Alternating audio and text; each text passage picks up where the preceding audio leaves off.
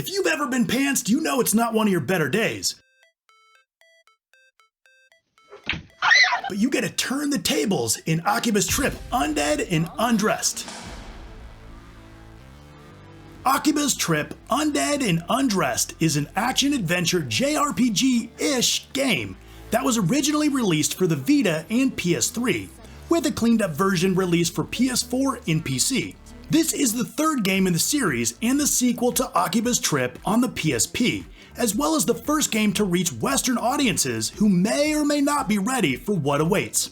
At first glance, Akiba's Trip looks like a shallow, pervy take on Japanese pop culture, the sort of fetishistic, over-sexualized anime tripe we've come to expect in a lot of fanservice games.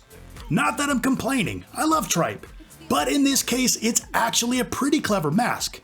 Like all good satire, Akiba's Trip may be mistaken for what it's satirizing, but beyond the front, this is a surprisingly thoughtful game with a deeper message. Akiba's Trip is all about denouncing addictive consumerism by removing the taboo of the naked body. And that's not just me trying to sound deep, the game spells this out pretty clearly in the opening scenes. Akiba's Trip places you deep in the heart of Akihabara, also called Akiba to those in the know, one of Japan's most famous shopping districts and nerd mecca. You play as the hero Nanashi, a broke and jobless otaku. After following up on a strange job listing that offers limited edition anime figures as compensation, you find yourself captured, chained to a table, and turned into a vampire-like creature known as a Synthister. Synthisters feed off others' life energy, and it turns out there's a huge population that have slowly been taking over Akiba. A mysterious girl, Shizuku, swoops in to save you before it's too late. Now, Nanashi, Shizuku, and a ragtag group of freedom fighters head out to discover the secret behind a vast conspiracy and rid Akiba of the Synthister threat once and for all. The story plays out in a visual novel style, with a lot of cutscenes where you occasionally choose your responses. There's a simple relationship mechanic where you can grow the affections with a handful of women. This opens up the possibilities for 8 different endings depending on who you decide to spend the most time with and how you respond in the cutscenes. After beating the game, you unlock a hint system to ensure the affection level will increase for the woman you want. The writing is disarmingly funny and genuine with some serious flair. The indictment of nerd culture's obsessive tendencies is plain from the start, with your over-the-top and single-minded responses. Lust for material goods, like rare manga t-shirts and other items, this raw energy is what gives Synthisters power in the first place, which is appropriate since this is how you'll ultimately take them down. Aside from fawning over the different characters or progressing the story, you'll also spend a lot of time using your in-game smartphone. This is really your menu, with several apps that you use for changing equipment, tracking records, managing quests, checking your emails, and scrolling Pitter, the social network parody of Twitter that's almost too close to reality. When you're not doom scrolling, you can explore Akiba's districts. This isn't exactly an open world, it's more akin to the Yakuza games, with a handful of densely packed blocks that you can freely navigate and explore. However, there are not nearly as many types of things to do. There's a lot of little nooks and crannies to check out and quirky characters to interact with. In all, there are over 130 real-life Akihabara shops to visit and goods are never in short supply. So when you're tired of bashing baddies' heads in for a while, it's still entertaining to take a quick break while you're still making progress. Now, bashing those baddies' heads in is what you'll spend the most of your time doing, and the main hook of the game. This is where Akiba's Trip becomes Akiba Strip. As a Synthister, you and those like you have a pretty major weakness to sunlight, but only when you're not protected by clothes. This serves as the admittedly silly justification for the central fighting mechanic. Your aim is to strip your enemies down to their skivvies, and from there, the sun will take them out. Since your goal is to strip your opponents, you're not necessarily looking to inflict the most damage. Instead, you'll target different articles of clothing to weaken and eventually strip off. You can target the lower, middle, and upper parts of the body, each with a dedicated button. There's a combo attack by pressing attack repeatedly, a forward attack by moving the analog stick forward, a strong attack by moving the analog stick back, along with an aerial attack. When guarding, you'll dodge all attacks, but you're left vulnerable to having your clothes stripped off. When an article of your enemy's clothes begins to flash, you can hold the attack button to strip them off. However, if it so happens that your enemy's clothes aren't flashing just yet, meaning you haven't done enough damage to undress them totally, you can engage in a button mashing QTE to try to force them off. As you strip clothes away, they'll disappear, and if you're surrounded by large groups of enemies, you can chain these attacks together for a strip finisher, which is awesome and hilarious.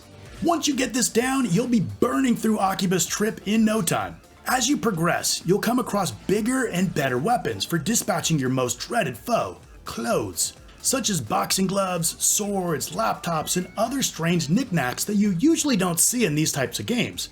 It's kind of similar to Dead Rising.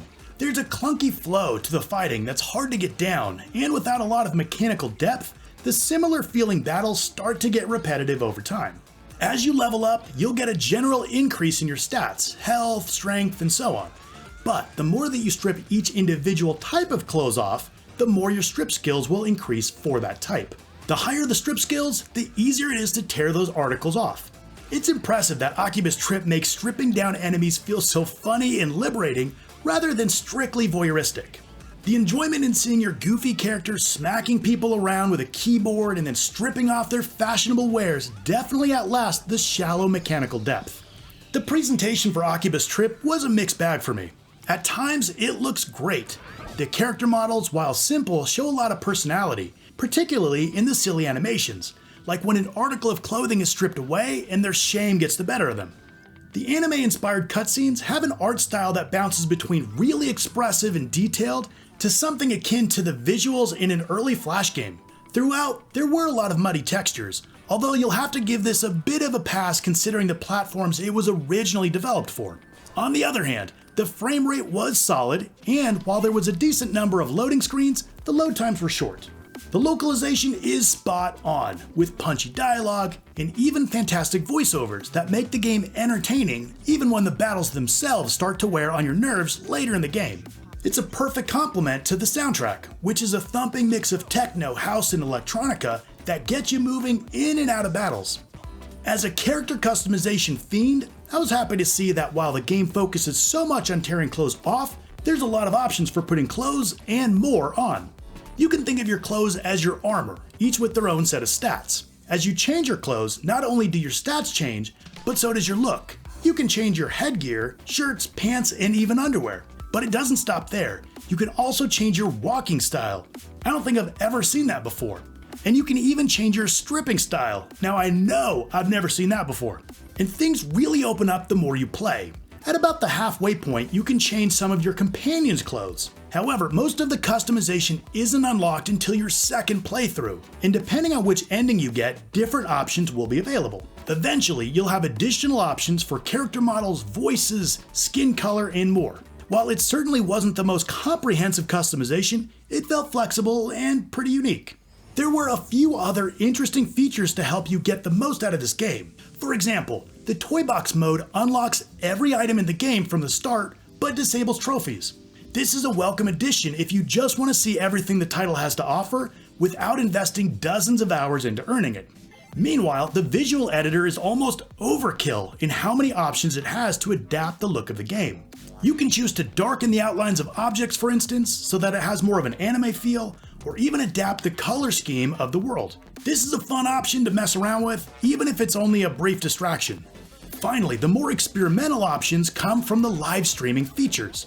Pushing the share button allows you to stream your game on Twitch and Ustream, but certain chat commands can then be used by viewers to directly interact with you. Yeah, typing out panty drop, for example, will force any nearby female characters to drop their panties.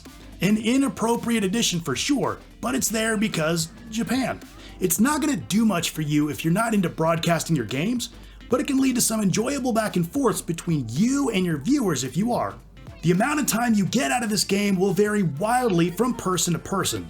If you're not looking to collect every trinket possible, or all the side quests, you'll probably be done in just a few short hours. However, if you're more of a completionist type like me, you could easily get 30 hours or more. So really, your mileage will vary. Even with its flaws, I enjoyed my time with Akiba's trip, Undead and Undressed. Yes, the combat is weak, but the atmosphere, the lighthearted nature, and the mission structure allows for a game that you can just sink into. The stripping part isn't as fan-servicey as you might think, as it rarely plays anything straight. and you strip males and females alike.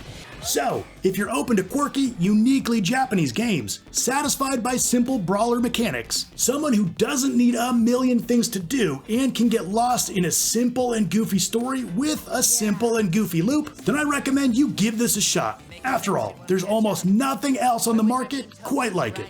You really are a dumbass. Alright, well there's Akiba's Trip, Undead and Undressed. Have you played it? What'd you think about it? And what are some other great games celebrating Japanese culture? Let's talk about it in the comments down below. Now, if you like this video, hit like and subscribe. And if you want even more great undead action, check out my review of Schoolgirl Zombie Hunter. I want to thank you so much for watching, and I'll see you next time.